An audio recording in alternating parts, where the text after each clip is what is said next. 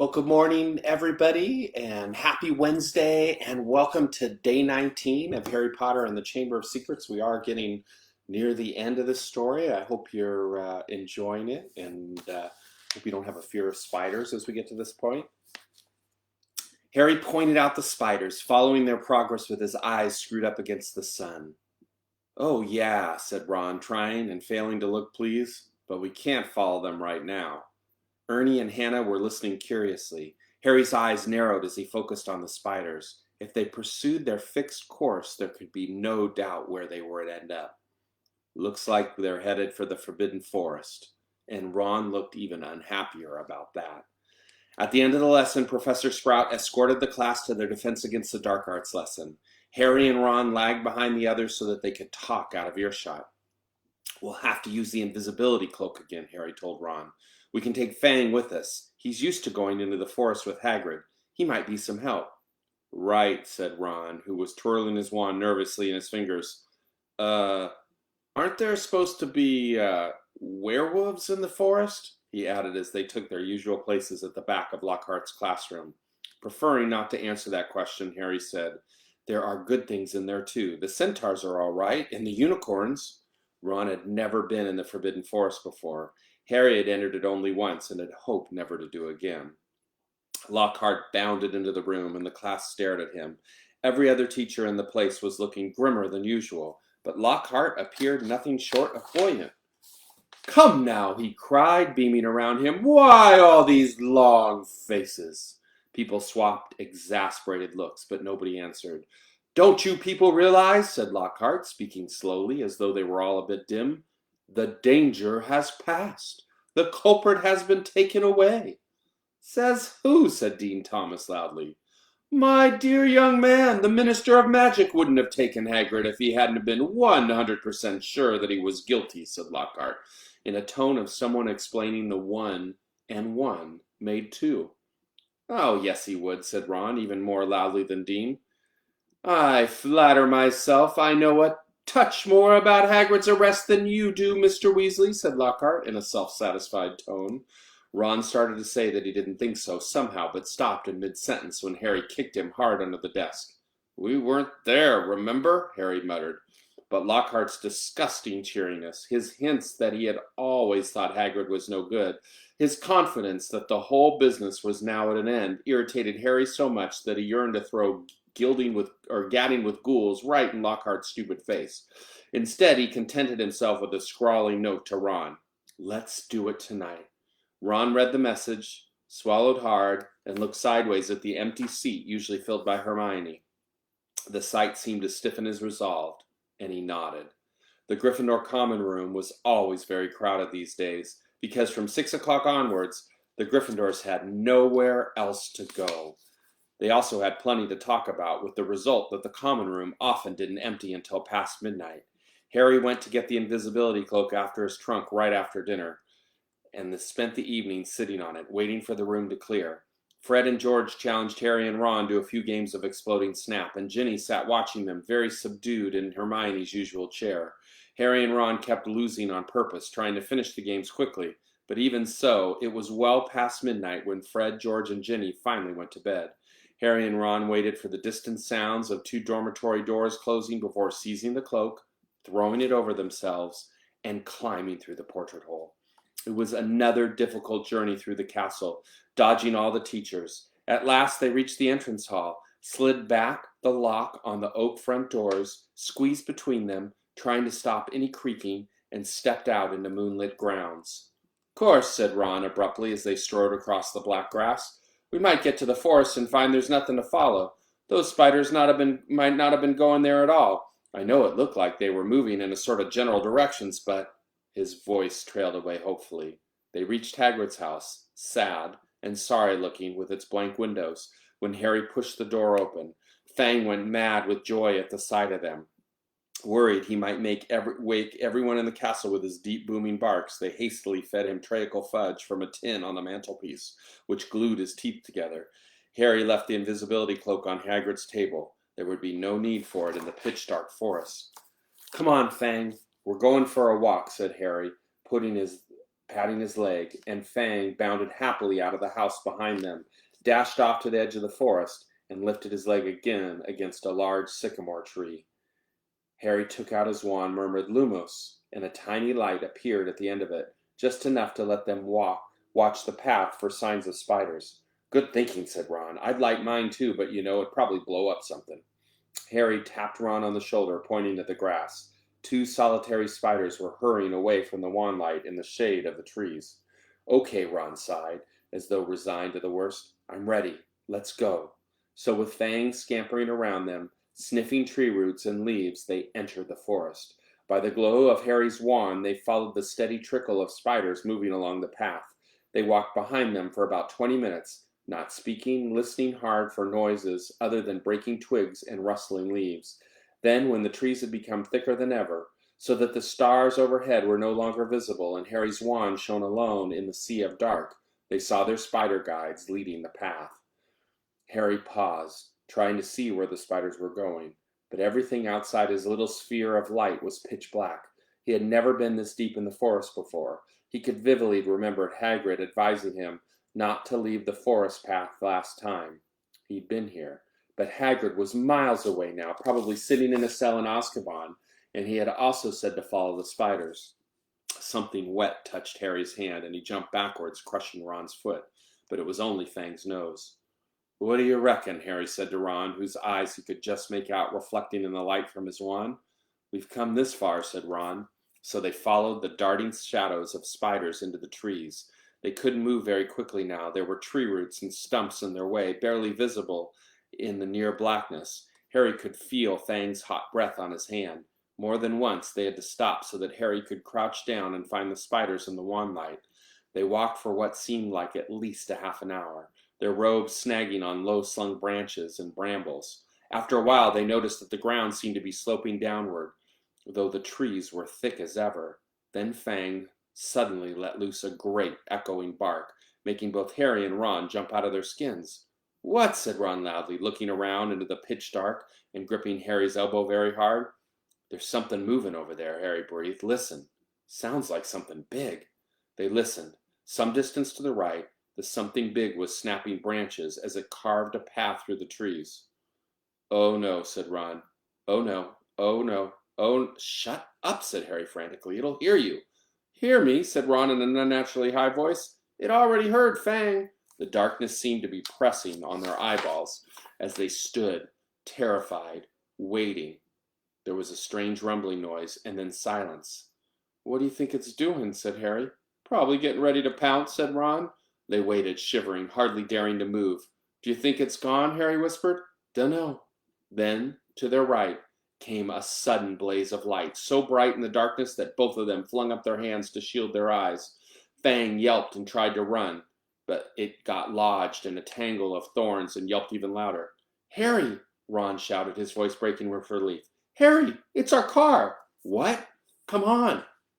Harry blundered after Ron towards the light, stumbling and tripping, and a moment later they had emerged into a clearing. Mr. Weasley's car was standing empty in the middle of a circle of thick trees under a roof of dense branches, its headlights ablaze. As Ron walked open-mouthed toward it, it moved slowly towards him, exactly like a large turquoise dog greeting its owner. It's been here all the time, said Ron delightedly, walking around the car. Look at it. The forest has turned it wild. The sides of the car were scratched and smeared with mud. Apparently it had taken to trundling around the forest on its own. Fang didn't seem too keen on it. He kept close to Harry, who could feel him quivering, his breathing slowing down again. Harry stuffed his wand back into his robes. And we thought it was going to attack us, said Ron, leaning against the car and patting it. I wondered where it had gone. Harry squinted around the floodlit grounds for signs of more spiders, but they had all scuttled away from the glare of the headlights. We lost the trail, he said. Come on, let's go find them. But Ron didn't speak. He didn't move. His eyes were fixed on a point some 10 feet above the forest floor, right behind Harry. His face was livid with terror. Harry didn't even have time to turn around. There was a loud clicking noise, and suddenly he felt something long and hairy seize him around the middle and lift him off the ground so that he was hanging face down. Struggling, terrified, he heard more clicking and saw Ron's legs leave the ground too, heard Fang whimpering and howling. Next moment, he was being swept away into the dark trees. Head banging, Harry saw that what had a hold of him was marching on 6 immensely long, hairy legs, the front 2 clutching him tightly below a pair of shiny black pincers. Behind him, he could hear another of the creatures, no doubt carrying Ron. They were moving into the very heart of the forest. Harry could hear Fang fighting to free him from the third monster, whining loudly. But Harry couldn't have yelled even if he had wanted to. He seemed to have left his voice back in the car in the clearing. He never knew how long he was in the creature's clutches. He only knew that the darkness suddenly lifted enough for him to see that the leaf-strewn ground was now swarming with spiders. Craning his neck sideways, he realized that they had reached the ridge of a vast hollow, a hollow that had been cleared of trees, so that the stars shone brightly onto the worst scene he had ever laid eyes onto. Spiders. Not tiny spiders like those surging over the leaves below. Spiders the size of cart horses, 8-eyed, 8-legged, black, hairy, gigantic. The massive specimen that was carrying Harry made its way down the steep slope towards a misty domed web in the very center of the hollow, while its fellows closed in all around it, clicking their pincers excitedly at the sight of its load. Harry fell to the ground on all fours as the spiders released him. Ron and Fang thudded down next to him. Fang wasn't howling anymore, but cowering slightly on the spot. Ron looked exactly like Harry felt. His mouth was stretched wide in a kind of silent scream, and his eyes were popping. Harry suddenly realized that the spider had dropped him, was saying something. It had been hard to tell because he clicked his pincers along with every word he spoke. "Aragog!" it called. "Aragog!" And from the middle of a misty domed web, a spider the size of a small elephant emerged. Very slowly. There was gray in the black of his body and legs, and each of the eyes on his ugly, pincered head was milky white. He was blind. "What is it?" he said, clicking his pincers rapidly. "Men," clicked the spider who had caught Harry. "Is it Hagrid?" said Aragog, moving closer, his 8 milky eyes wandering vaguely. "Strangers," clicked the spider who had brought Ron. "Kill them," clicked Aragog fretfully. "I was sleeping." "We're friends of Hagrid's," Harry shouted. His heart seemed to have left his chest to pound into his throat. Click, click, click went the pincers of all the spiders around the hollow. Aragog paused. "Hagrid has never sent men into our hollow before," he said slowly. "Hagrid's in trouble," said Harry, breathing very fast. "That's why we've come." "In trouble?" said the aged spider, and Harry thought he heard concern beneath the clicking pincers. "But why has he sent you?" Harry thought of getting to his feet, but decided against it. He didn't think his legs would support him, so he spoke from the ground as calmly as he could. "They think up at the school that Hagrid's been setting something on students. They've taken him to Azkaban." Aragog clicked his pincers furiously, and all around the hollow the sound was echoed by the crowd of spiders. It was like applause, except applause didn't usually make Harry feel sick with fear. "But that was years ago," said Aragog fretfully. "Years and years ago. I remember it well. That's why they made him leave the school. They believed that I was the monster that dwelled in what they call the Chamber of Secrets. They thought that Hagrid had opened the chamber and set me free." "And you didn't come from the Chamber of Secrets?" said Harry, who could feel cold sweat on his forehead. "I," said Aragog, clicking angrily. "I was not born in the castle. I come from a distant land. A traveler gave me to Hagrid when I was an egg. Hagrid was only a boy, but he cared for me, hidden in a cupboard in the castle, feeding me on scraps from the table. Hagrid is my good friend and a good man. When I was discovered and blamed for the death of a girl, he protected me. I have lived here in the forest ever since, where Hagrid still visits me. He even found me a wife, Mosag, and you see how our family has grown, all through Hagrid's goodness." Harry summoned what remained of his courage. "So you never Never attacked anyone? Never, croaked the old spider. It would have been my instinct, but out of respect for Hagrid, I never harmed a human. The body of a girl who was killed was discovered in a bathroom. I never saw any part of the castle but the cupboard in which I grew up. Our kind like the dark and the quiet. But then, do you know what did kill that girl? Said Harry.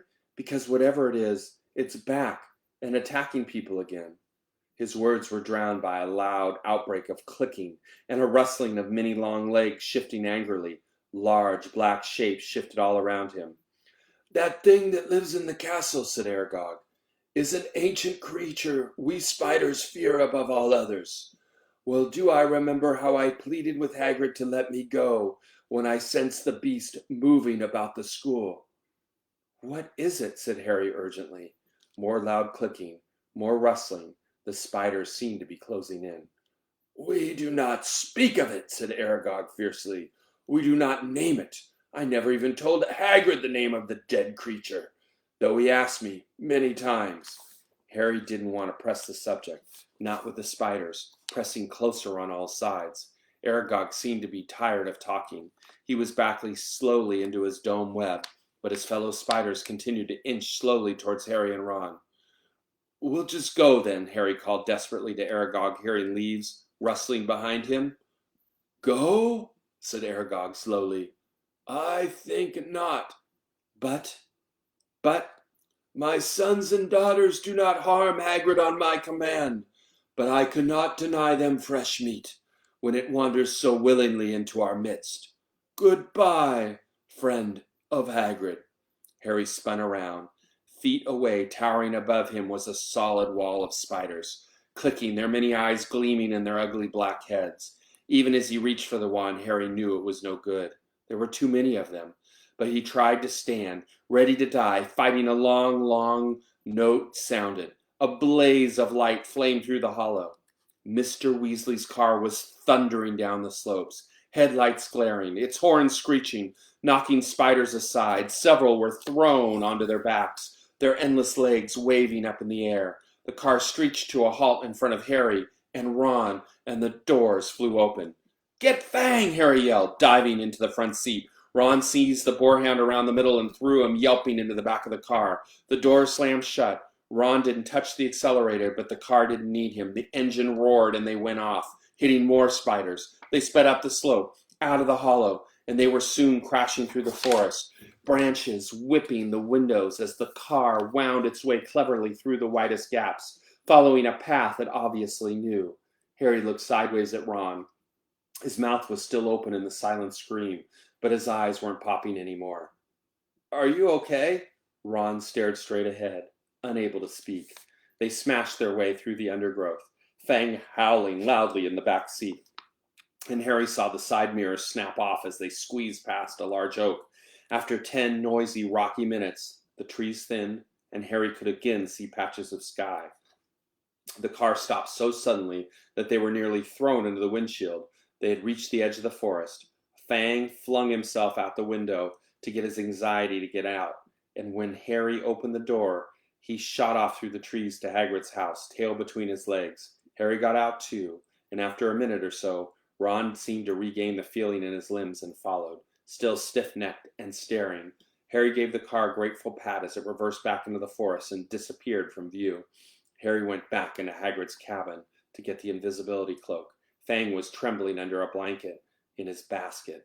When Harry got outside again, he found Ron being violently sick in the pumpkin patch. Follow the spiders, said Ron weakly, wiping his mouth on his sleeve. I'll never forgive Hagrid. We're lucky to be alive. I bet he thought Aragog wouldn't hurt friends of his, said Harry. That's exactly Hagrid's problem, said Ron, thumping the wall of the cabin. He always thinks monsters aren't as bad as they made out. And look what it's got him, a cell in Azkaban. He was shivering uncontrollably now. What was the point of sending us in there? What have we found out? I'd like to know. That Hagrid never opened the Chamber of Secrets, said Harry, throwing the cloak over Ron and prodding him in the arm to make him walk. He was innocent? Ron gave a loud snort. Evidently, hatching Aragog in a cupboard wasn't his idea of being innocent. As the castle loomed nearer, Harry twitched the cloak to make sure their feet were hidden. then pushed the creaking front doors ajar. They walked carefully back across the entrance hall and up the marble staircase, holding their breath as they passed corridors where watchful sentries were walking. At last they reached the safety of the Gryffindor common room, where the fire had burned itself into glowing ash. They took off the cloak and climbed the winding stair to their dormitory. Ron fell onto his bed without bothering to get undressed. Harry, however, didn't feel sleepy. He sat on the edge of his four-poster, thinking hard about everything Aragog had said. The creature that was lurking somewhere in the castle, he thought, sounded like a sort of monster Voldemort even other monsters didn't want to name. But he and Ron were no closer to finding out what it was, or how it petrified its victims. Even Hagrid had never known what was in the Chamber of Secrets. Harry swung his legs up onto the bed and leaned back against the pillows, watching the moon glinting at him through the tower window. He couldn't see what else they could do. They had hit dead ends everywhere. Riddle had caught the wrong person. The heir of Slytherin had got off, and no one could tell whether it was the same person or a different one who had opened the chamber this time. There was nobody else to ask. Harry lay down, still thinking about what Aragog had said. He was becoming drowsy when what seemed like their very last hope occurred to him, and he suddenly sat bolt upright. "Ron!" he hissed through the dark. "Ron!" Ron woke with a yelp like Fang, stared wildly around, and saw Harry. "Ron! That girl who died! Aragog said she was found in a bathroom," said Harry, ignoring Neville's snuffling snores from the corner. "What if she never left the bathroom? What if she's still there?" Ron rubbed his eyes, frowning through the moonlight, and then he understood too. "You don't think? Not Moaning Myrtle?" Okay, we're going to stop there today, everybody. Hope you have a fantastic rest of your Wednesday. Tune in tomorrow at 9 a.m. and we'll continue where we left off. Thanks. Have a great day.